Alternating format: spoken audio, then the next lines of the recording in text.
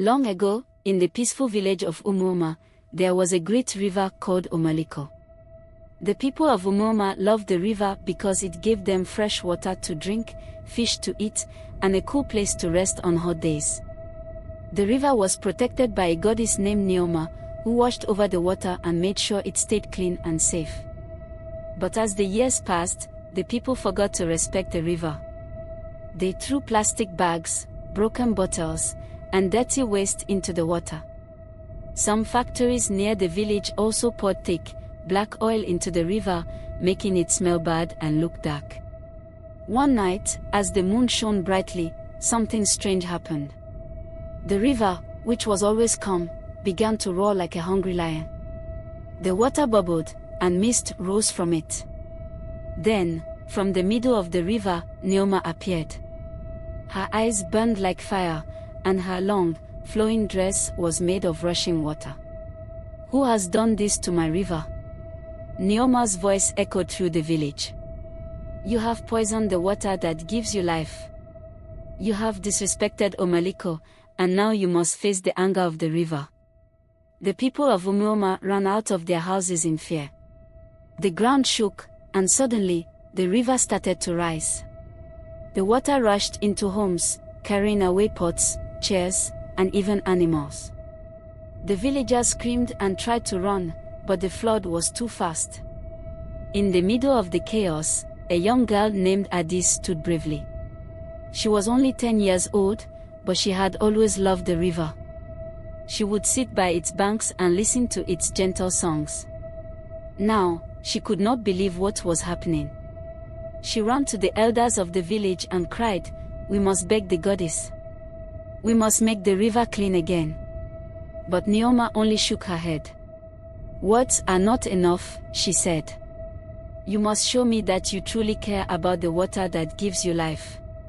Adaeze looked around at the people, her heart pounding.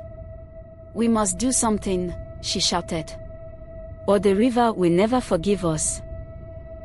The villagers looked at one another, unsure of what to do. Would they be able to save their village? Or was it too late? The villagers stood in silence, shivering as the cold river water swirled around their feet. The flood had already destroyed many houses, and the people of Umuoma were afraid that Nneoma would drown them all. "We must act fast," Adaeze cried again. "We cannot wait." An old man named Papa Ifani, the wisest elder in the village, stepped forward. His white beard was wet, and his voice was heavy with sadness. "The girl is right," he said. "For years, we have been careless. We must show Nneoma that we are ready to change." "But how?" a woman asked. "The river is already angry. What can we do now?" Adaeze thought for a moment, then she remembered what her grandmother once told her: "When you hurt someone, saying sorry is not enough. You must fix what you broke." She turned to the villagers and said, "We will clean the river. We will take out the dirt, the bottles, and all the things that have poisoned our water." The people hesitated. The river was high, and the water was strong. But when they looked around and saw their broken homes, their sick children, and the angry goddess watching them, they knew they had no choice. One by one, the villagers began to walk. Some pulled out plastic bags that were stuck in the riverbank. Others removed broken pots and wood floating in the water. The black oil from the factories was harder to clean, but they gathered leaves and cloth to soak up as much as they could. Nneoma watched them in silence. The river still roared, but it did not rise higher. Adaeze worked the hardest. She picked up sharp pieces of glass with her small hands, even though they pricked her fingers. She wanted Nneoma to see that she truly cared. As the villagers cleaned, something strange happened. The dark mist over the river began to clear. The water, which had been thick and black, started to look lighter. A cool breeze passed through the village, and for the first time in many days, the air smelled fresh again. But just as hope began to rise in the villagers' hearts, a deep, rumbling voice filled the air. "This is not enough," Nneoma said. You have cleaned today, but will you stop others from poisoning the river tomorrow? Will you protect Omaliko for the children yet to be born? The people of Umuoma froze. They had worked so hard, but was it enough? Adaeze looked up at the goddess, her eyes filled with determination. We will not stop, she said. We will protect the river. But we need your help. Teach us how to care for the water, so we never forget again. Nneoma's eyes glowed like the sun. The river grew quiet for a moment. Then she asked, and if you fail? Adaeze swallowed hard. She did not know what to say. Would the river ever forgive them completely? The villagers held their breath, waiting for Adaeze's answer. The river was calmer now, but Nneoma's glowing eyes were still fixed on them. If we fail, Adaeze said, her voice shaking, then punish us again. But I promise, we will not fail. The villagers murmured in agreement. Yes, we will not fail. Papa Ifeanyi said, stepping forward. We will make rules to protect the river. No more throwing dirt into the water. No more factory waste. If anyone disobeys, the whole village will stop them. Nneoma's face softened, but she was still not satisfied. She raised her hand, and the water in the river swirled into shapes. The villagers watched in amazement as the water formed pictures, people planting trees near the river, children learning how to keep the water clean, and villagers working together to stop pollution. This is what I demand, Nneoma said. You will not only clean the river today. You will teach your children and your children's children to respect the water. You will plant trees to hold the soil, so the river stays strong. You will build a place for waste, so trash does not find its way into Omaliko again. The people nodded quickly. We will do it, they promised. But just as the villagers felt hope returning, dark clouds gathered in the sky. The wind howled, and the river began to rise again. The villagers gasped in fear. But we are listening, a man cried. Why is the river still angry? Nneoma's face darkened. Because there are others who have poisoned Omaliko, and they do not fear me like you do. The villagers looked at one another. Who else was harming the river? Then, a young boy named Chidi spoke. The big factory in the next village, he said, his voice small. They pour dirty water into Omaliko every night. The villagers gasped. It is true, an old woman said. I have seen it with my own eyes. Nneoma lifted her arms, and the water roared louder. Then you must stop them, she said. Or the river will take back what was given to you. Adaeze felt a lump in her throat.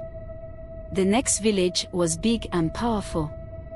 The factory owners had money, guards, and no fear of the goddess. But how can we stop them? She asked. Nneoma looked deep into Adaeze's eyes. That, child, is for you to find out, she said. The river has given you a second chance. Will you fight for it? Adaeze turned to the villagers. They had worked so hard to clean Omaliko, but was it enough? Could they stand up to the factory? The wind howled around them, and the river's waters rose once more. Adaeze's heart pounded as she looked at the rising river. She knew they had no choice. If they did nothing, the river would destroy Umuoma. We must go to the next village, she said. We must stop the factory. The villagers hesitated. The factory owners were rich and powerful. They had guards, and they did not care about the river. But how can we stop them? A man asked. They will not listen to us. Papa Ifeanyi stepped forward. We will not fight with weapons. We will fight with the truth.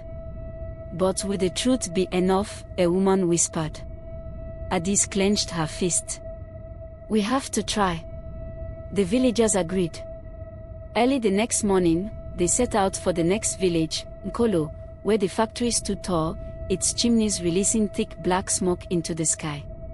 As they walked, they saw the path of the river near Nkolo. It was worse than they imagined. The water was thick and black. Dead fish floated on the surface. The air smelled terrible.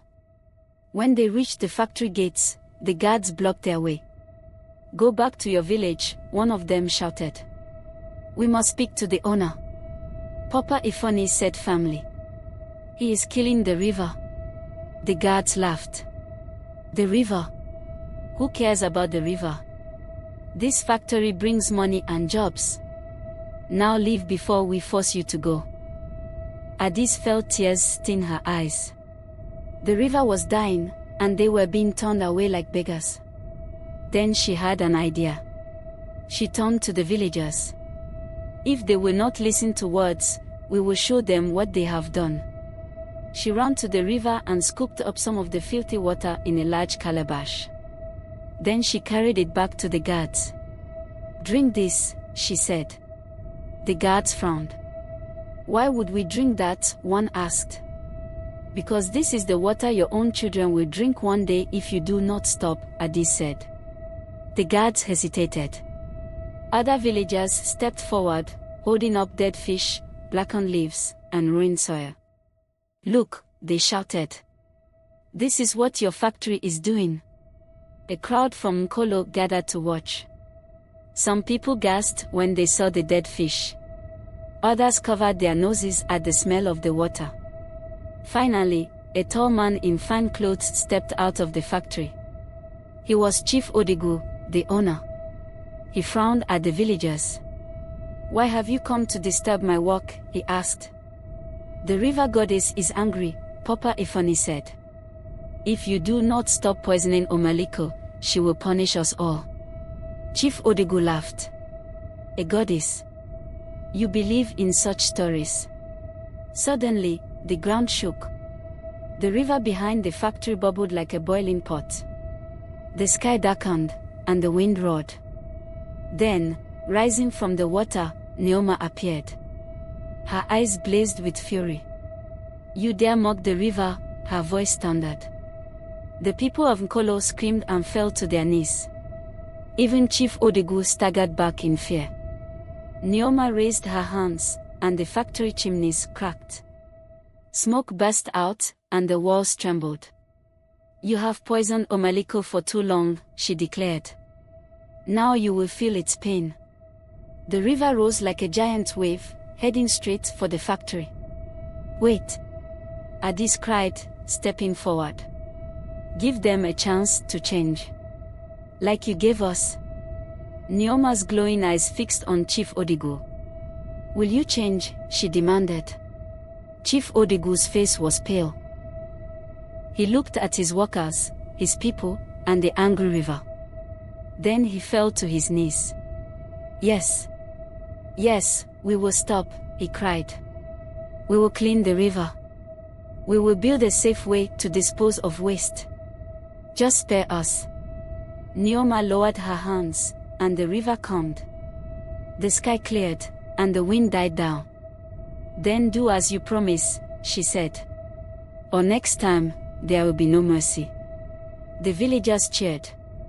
The people of Nkolo, still shaking, promised to help clean the river.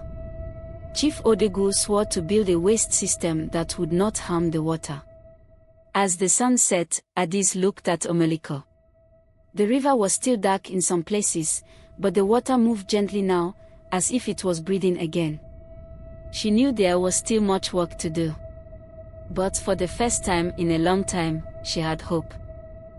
Days passed, and the people of Umuoma and Nkolo worked together to clean the river. The villagers collected the trash, planted trees, and built a proper waste disposal system. Chief Odegu kept his promise. He hired experts to treat the factory's waste before it reached the river. Slowly, Omaliko began to heal. The water, once dark and lifeless, started to clear. Fish returned, birds sang along its banks, and the air smelled fresh again. The villagers smiled as they fetched water without fear. One evening, Adaeze and the other villagers gathered by the river to offer thanks. They poured clean water into a clay bowl and placed fresh leaves as an offering to Nneoma. The water rippled, and the goddess's reflection appeared. "You have done well," Nneoma said, her voice calm. "Omaliko is alive again, but you must never forget, water is life.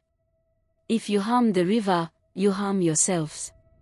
Adaeze nodded. "We have learned our lesson, and we will teach the children to respect the river." Nneoma smiled and slowly faded into the water. The villagers watched in silence, knowing they had been given a second chance.